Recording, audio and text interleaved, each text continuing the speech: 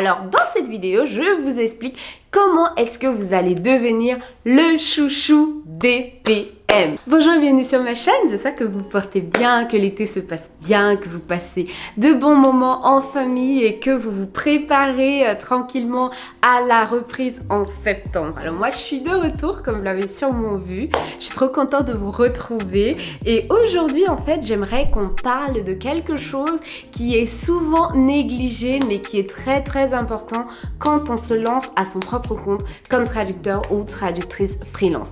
Si vous tombez sur la première fois sur l'une de mes vidéos, je m'appelle Ariel, je suis traductrice et terminologue et sur cette chaîne je vous parle de mon parcours comme traductrice. Je partage avec vous ce que j'ai appris comme leçon tout au long des 10 dernières années et bien sûr je vous donne plein d'astuces et de conseils pour pouvoir booster votre activité de traducteur ou de traductrice freelance. Donc si c'est une thématique qui vous intéresse, n'hésitez pas à regarder les autres vidéos qu'il y a sur la chaîne et si ça vous plaît, abonnez-vous et comme ça vous pourrez être au courant quand je posterai une nouvelle vidéo.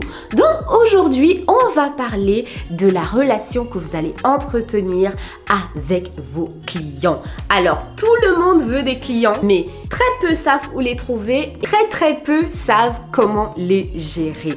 Donc aujourd'hui je vais parler notamment des agences de traduction.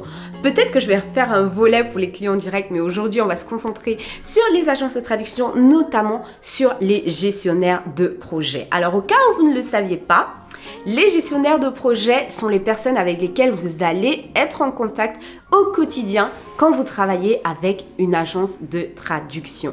Donc le vendor manager, qui est un peu comme le RH de l'agence, est celui qui va vous recruter, mais en fait tout ce que vous allez avoir comme interaction avec l'agence va passer par les gestionnaires de projet. Donc la relation que vous allez avoir avec les gestionnaires de projet de votre agence va déterminer en fait si vous allez recevoir des jobs ou pas. Ça veut dire que si vous ne vous entendez pas avec les PM, croyez-moi, vous n'allez recevoir aucun job ou très rarement des jobs. Idéalement, ça ne devrait pas se passer comme ça, mais ce qui se passe, c'est que les PM ont leur chouchou. Alors, comment je le sais? Je le sais tout simplement parce que j'ai moi-même travaillé comme PM dans Project Manager en agence de traduction pendant 6 mois et que moi aussi, j'ai eu au bout d'un certain moment mes chouchous auxquels je faisais toujours appel quand j'avais un projet. Donc, on commence tout de suite. Comment est-ce qu'on devient le chouchou d'un PM? On devient le chouchou d'un PM en répondant rapidement à ses mails. Imaginez-vous que vous êtes PM, vous arrivez au bureau le matin à 8 h et vous avez une dizaine de projets de traduction à placer avant 10 h parce qu'il y en a certains qui devront être livrés dans l'après-midi, donc le plus vite ils partent et le plus vite vous pouvez passer au prochain projet.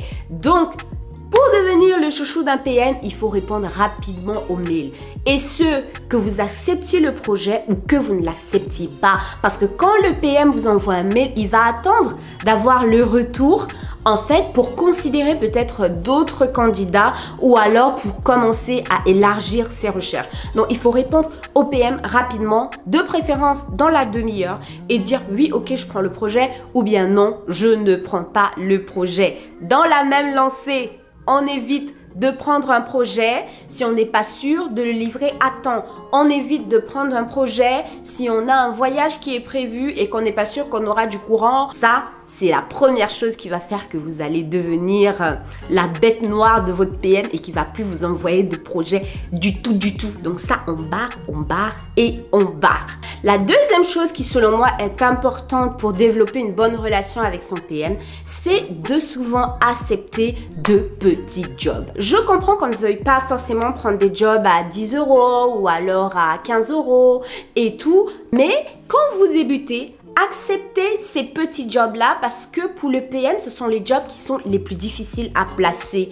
Donc, si vous vous positionnez comme le traducteur qui lui prend les petits jobs, il va vous envoyer les petits jobs et puis, Quand un grand job va arriver, bah, il va se dire, écoute, lui, il me dépanne souvent beaucoup en prenant de petits jobs. Je vais tester un peu un gros job avec lui pour voir s'il va le livrer à temps, si la qualité va être au rendez-vous. Et quand vous recevez ce grand job-là, c'est le moment de faire vos preuves.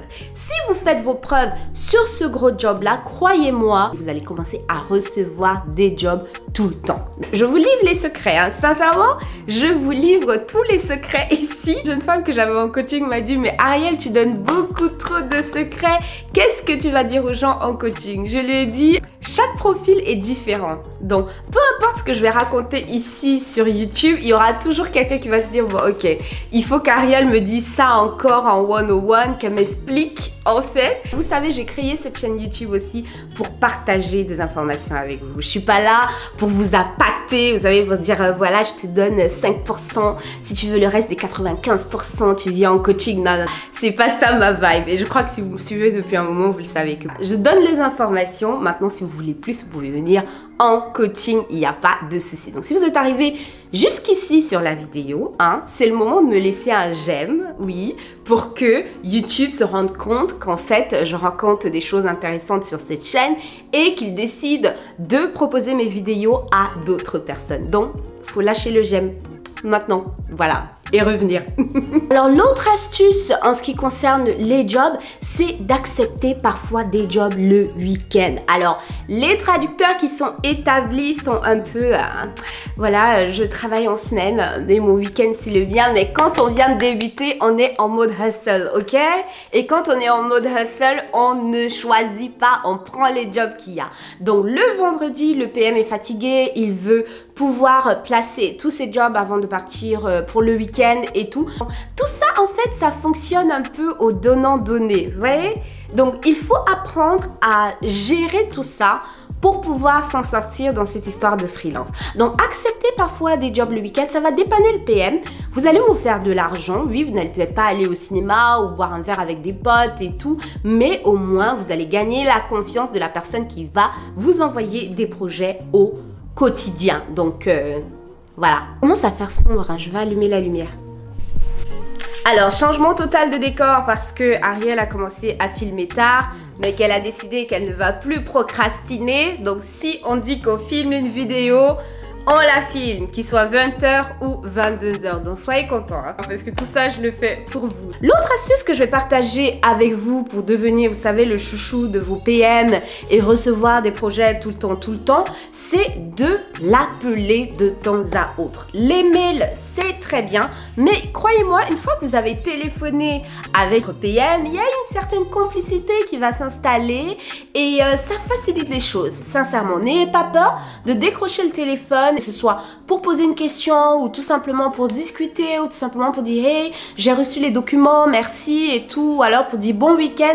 Ça fait toujours plaisir et ça ne fera que renforcer la relation que vous allez développer avec votre PM.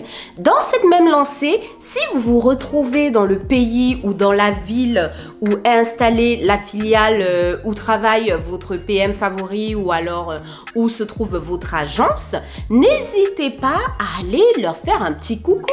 Je veux dire, vous pouvez apporter quelques chocolats, de petits cadeaux, leur dire bonjour à tout le monde. Ça fait toujours super plaisir. Je me souviens quand je travaillais en agence, on avait des traducteurs qui nous apportaient des chocolats, qui nous apportaient des spécialités de leur pays et tout, quand ils passaient à Cologne. Et ça faisait super plaisir de mettre un visage sur un nom, de vraiment discuter avec la personne et tout. Et croyez-moi, on reste plus dans l'esprit des gens une fois qu'on a eu ce genre d'interaction là. Si vous rencontrez votre PM chouchou, bah rapportez-lui un petit cadeau spécial en disant voilà, c'est juste pour te remercier ou pour vous remercier de m'envoyer toujours des projets intéressants et tout et tout.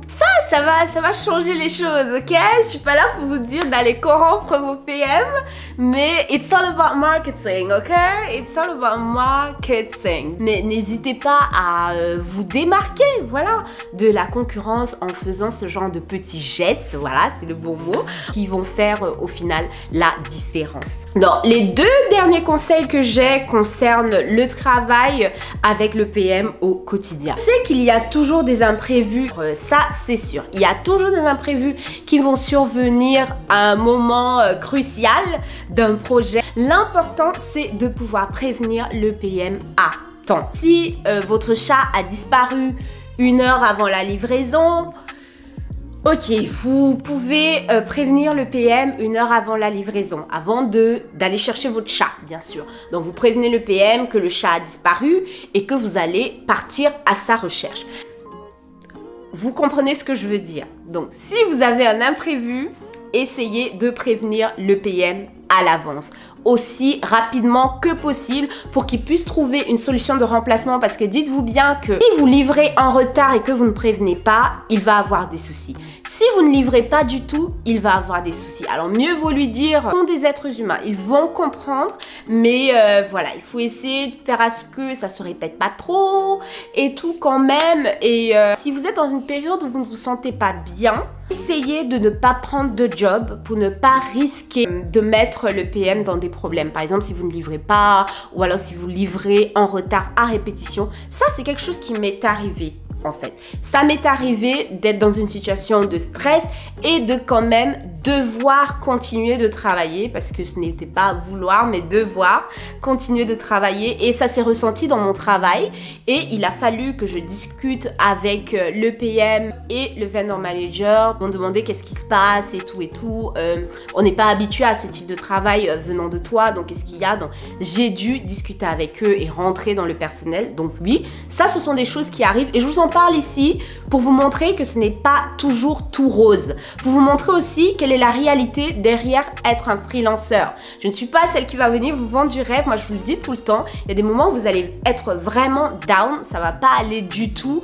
Donc, il faut prévenir votre PM. Et c'est pourquoi je pense qu'il est également important d'établir cette relation de confiance, cette relation cordiale en fait, ou un peu plus que cordiale, franchement, avec votre PM pour pouvoir parer à toutes ces éventualités-là. Dans le même registre, si vous avez des questions, n'attendez pas la livraison du projet pour poser des questions au PM ou alors pour envoyer des questions au PM qui doit envoyer au client. Faites-le au fur et à mesure que vous travaillez, parce que si vous livrez les questions en même temps que la traduction, à quel moment est-ce que le PM va avoir le temps d'envoyer vos questions au client, d'avoir les réponses pour que vous puissiez les incorporer dans votre traduction? Et j'en profite pour dire que le fait de poser des questions ne veut pas dire que vous ne maîtrisez pas votre sujet, ça veut tout simplement dire que le texte source n'est pas forcément compréhensible. Donc si vous avez aimé ce format de vidéo, j'ai cette vidéo aussi, là où je parle de 5 leçons que j'ai apprises en